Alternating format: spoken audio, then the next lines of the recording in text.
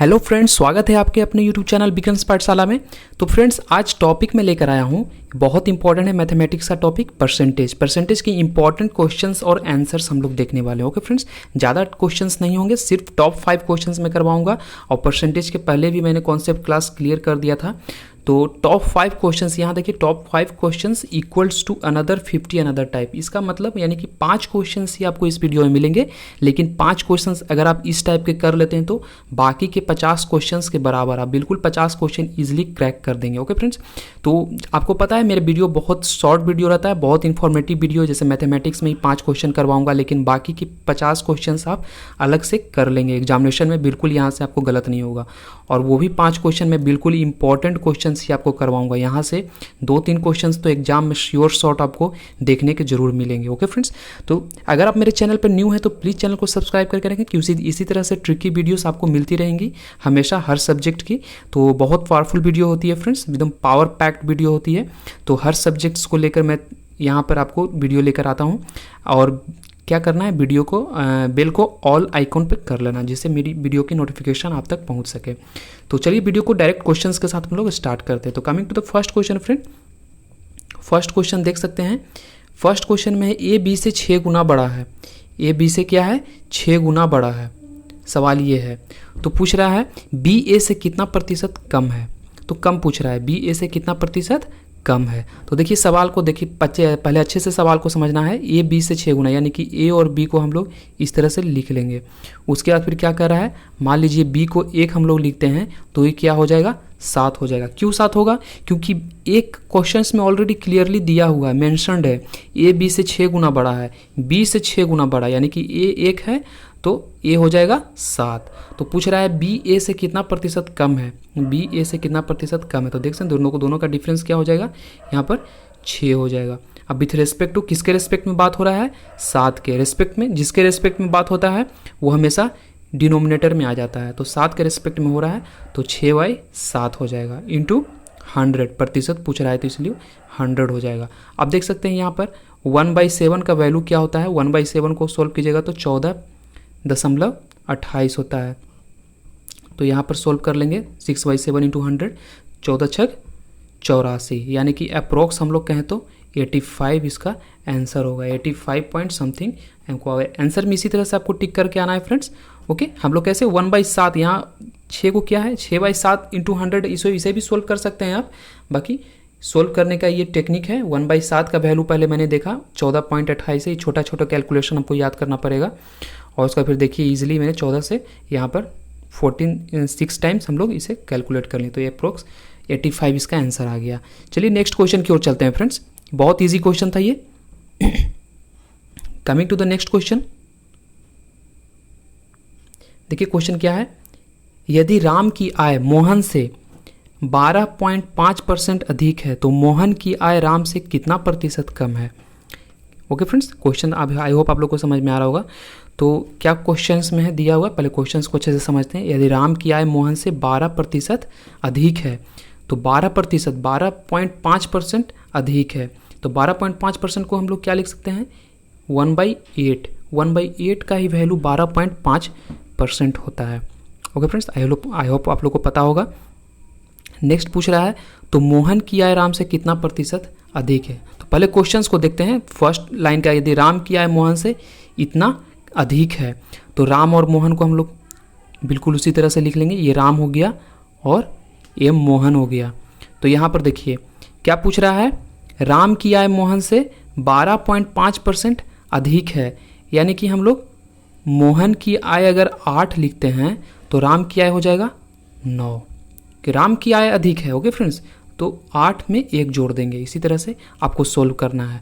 तो 9/8 आ गया। ओके, तो पूछ रहा है कि मोहन की आय राम से कितना % कम है। तो दोनों का डिफरेंस देख लेंगे, दोनों का डिफरेंस क्या है, 1 है। 1/9 इंटू 100 कर देंगे हम लोग।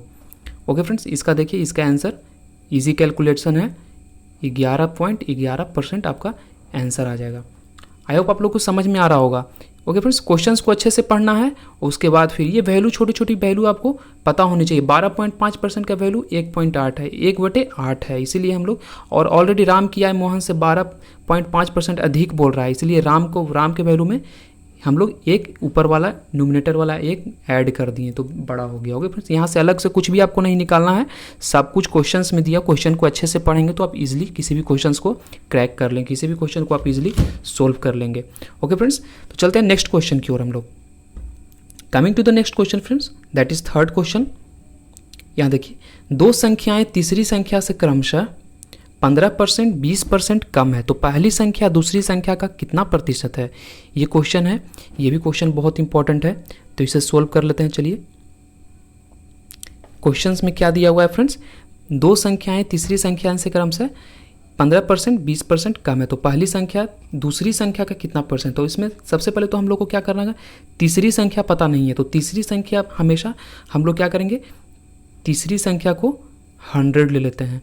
तीसरी संख्या क्या होगा, 100 हम लोग ले लेते हैं। अब देखिए क्या है, हम लोग को पढ़ रहा है दो संख्या तीसरी संख्या से, यानी कि पहली संख्या 15% कम है, तो पहली संख्या क्या हो जाएगा, पहली संख्या हो जाएगा 85, 15% कम है, और दूसरी संख्या क्या हो जाएगा, 20% कम है, यानी कि दूसरी संख्या क्या हो जाएगा, 80 हो जाएगा। अब क्वेश्चंस में क्या दिया हुआ, तो पहली संख्या दूसरी संख्या का कितना प्रतिशत है, तो पहली संख्या दूसरी संख्या का कितना प्रतिशत है, यानी कि 85 अपॉन किसके रेस्पेक्ट में हो रहा है, दूसरी संख्या के रेस्पेक्ट में, तो दूसरी संख्या क्या हो जाएगा, डिनोमिनेटर में लिखा जाएगा, इंटू 100। इसका क्या वैल्यू हो जाएगा, 106 अपॉन 1/4%। यही आपका आंसर है। देखिए फ्रेंड्स, कैसे इजीली आप इसे सोल्व कर लिए। तो आप देखें 106 अपॉन 1/4% मैंने क्यों लिख दिया। अब देखिए इसे सिंपलर फॉर्म में कैसे सोल्व करते हैं।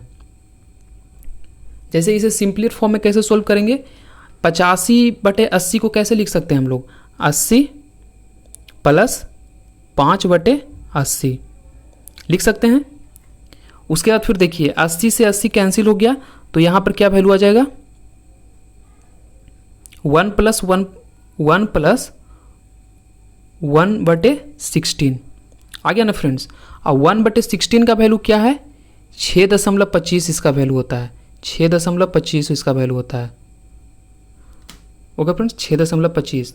तो देख सकते हैं 1 + 1 का वैल्यू यानी कि 106, तो 106 प्लस 25% क्या हो जाएगा, 1/4। तो वही यहाँ पर हम लोग लिख लिए हैं। ये सब छोटे छोटे कैलकुलेशन के ट्रिक्स आपको पते होने चाहिए। ओके फ्रेंड्स, अगर आप ऐसे इजीली सोल्व कर लेंगे तो आपको निकाल लेते हैं तो बहुत अच्छी बात है। चलिए नेक्स्ट क्वेश्चन की ओर चलते हैं हम लोग फ्रेंड्स। नेक्स्ट क्वेश्चन में क्या है, coming to the fourth question. आयत की लंबाई में 25% की कमी तथा चौड़ाई में 50% की वृद्धि की गई, तो क्षेत्रफल में प्रतिशत परिवर्तन ज्ञात करें। तो ये भी बहुत इंपॉर्टेंट क्वेश्चन है। तो यहाँ पर देख लेते हैं क्वेश्चंस को कैसे सोल्व करना है। पहले सिमिलरली आपको क्या करना है, पहले क्वेश्चन को अच्छे से पढ़ना है। क्वेश्चन अगर आप अच्छे से पढ़ लेते हैं तो ईजिली सोल्व कर लेंगे। तो आयत की लंबाई में, यानी कि लंबाई में 25% की कमी की गई, लंबाई में 25% की कमी की गई, यानी कि 25% को हम लोग क्या लिख सकते हैं, 1/4। अब चौड़ाई में कितना, 50% की वृद्धि की गई। चौड़ाई में कितना परसेंट, 50%। 50% की क्या हुई, वृद्धि हुई। तो 50% को क्या लिख सकते हैं हम लोग, 1/2 लिख सकते हैं।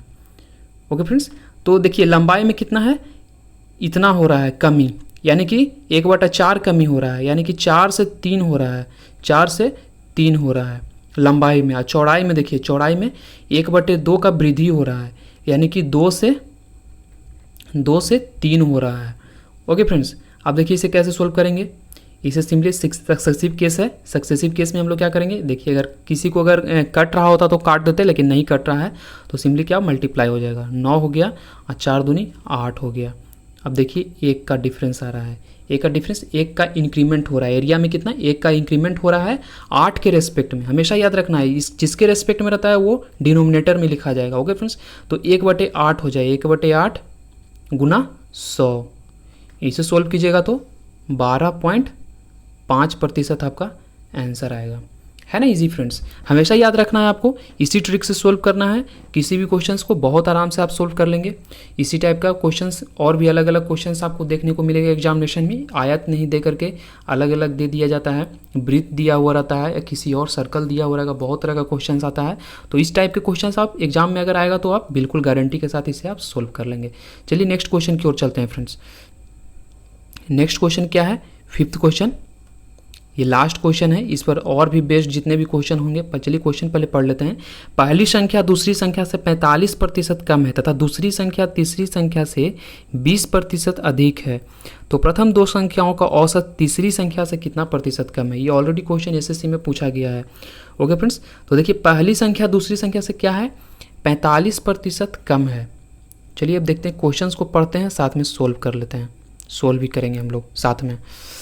तो देखिए पहली संख्या और दूसरी संख्या पहले हम लोग लिखना पड़ेगा, पहली संख्या और दूसरी संख्या। तो पहली संख्या दूसरी संख्या, देखिए पहली संख्या दूसरी संख्या से 45% कम है, दूसरी संख्या को हम लोग 100 मानेंगे। जिसको नहीं मालूम हो हमेशा 100 मान के चलें। 45% कम है पहली संख्या, तो 45% कम होगा यानी कि 55 होगा। 55 हो गया यहाँ पर। अब देखिए सेकेंड लाइन में क्या करा है, दूसरी संख्या तीसरी संख्या से 20% अधिक है। अब यहाँ देखिए दूसरी संख्या जैसे क्वेश्चन में बोल रहा है बिल्कुल उसी तरह, आपको कुछ नहीं करना है। जैसे जैसे क्वेश्चन में बोल रहा है बिल्कुल उसी तरह आप अपना एक रफ आंकड़ा बनाइए, रफ पेपर पर आप उसे लिखते जाइए। अब बिल्कुल सारा आंसर आप क्वेश्चन में ही सोल्व रहता है, सारा आंसर क्वेश्चन में ही आपसे आपको मिल जाएगा। क्वेश्चन अच्छे से पढ़ना है तो आपको ईजिली आंसर भी आप अच्छे से दे पाएंगे। तो अब देखिए क्वेश्चन दूसरी संख्या तीसरी संख्या से 20% अधिक है, तो देखिए 20% अधिक है, तो 20% को हम लोग कैसे लिखते हैं, 20% को 1/5 लिखते हैं, 1/5 लिखते हैं ना फ्रेंड्स। तो दूसरी संख्या तीसरी संख्या से 20% अधिक है, यानी कि 5 में 1 जोड़ देंगे सिमिलरली, तो 6 हो जाएगा, और 6 और तीसरी संख्या कम है तो 5 हो जाएगा।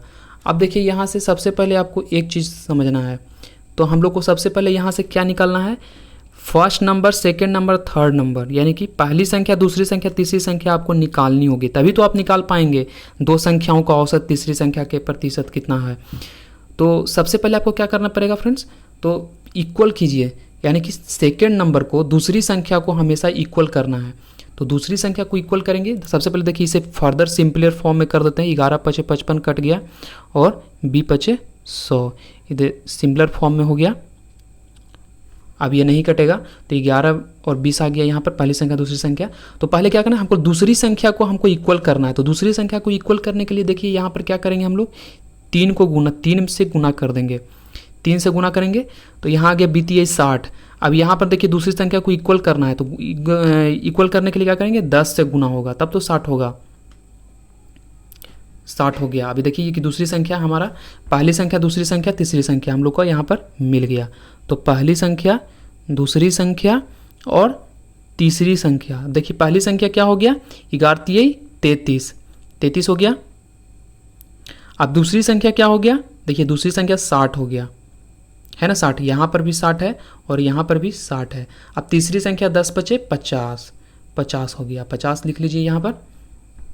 अब क्या पूछ रहा है क्वेश्चन में पूछ रहा है तो प्रथम दो संख्याओं का औसत, तो प्रथम दो संख्याओं का औसत पूछ रहा है। तो प्रथम दो संख्या का इसका औसत क्या होता है, दो संख्याओं का मान और नंबर ऑफ संख्या, तो दोनों को ऐड करेंगे तो कितना हो जाएगा, 93 बटे 2, 93 बटे 2 आ गया दूसरी संख्या का औसत। तीसरी संख्या से पूछ रहा है, तीसरी संख्या यानी तीसरी संख्या से कितना प्रतिशत कम है, तीसरी संख्या कितना है, 50 है, तीसरी संख्या है ना 50। अब देखिए इस तरह के सवाल आप कैसे सोल्व करना है, जब भी इस तरह को कंपैरिजन करने के लिए कहा जाए तो जो डिनोमिनेटर में दिया हुआ है उसे मल्टीप्लाई कर दीजिए, तो क्या हो गया, यहाँ पर 100 आ गया, 100 हो गया, और ऊपर क्या है, न्यूमिनेटर में 93 है, यानी कि हम लोग कह सकते हैं कि 7% कम है, 7% क्या है, कम है। ओके फ्रेंड्स, आई होप आप लोग समझ रहे होंगे, बहुत इजी क्वेश्चन है, हम लोग क्वेश्चंस के थ्रू ही आंसर निकाल लिए। आप इस पैटर्न के अगर क्वेश्चन आप और भी अलग अलग तरह से आप क्वेश्चन करेंगे तो सबसे ज़्यादा इंपॉर्टेंट है किसी भी क्वेश्चंस को पढ़कर उसे किस तरह से मैं सोल्व कर रहा हूँ, वह बहुत इंपॉर्टेंट है। Okay, the way you solve करने का तरीका हमेशा बहुत ज़्यादा मायने रखता है।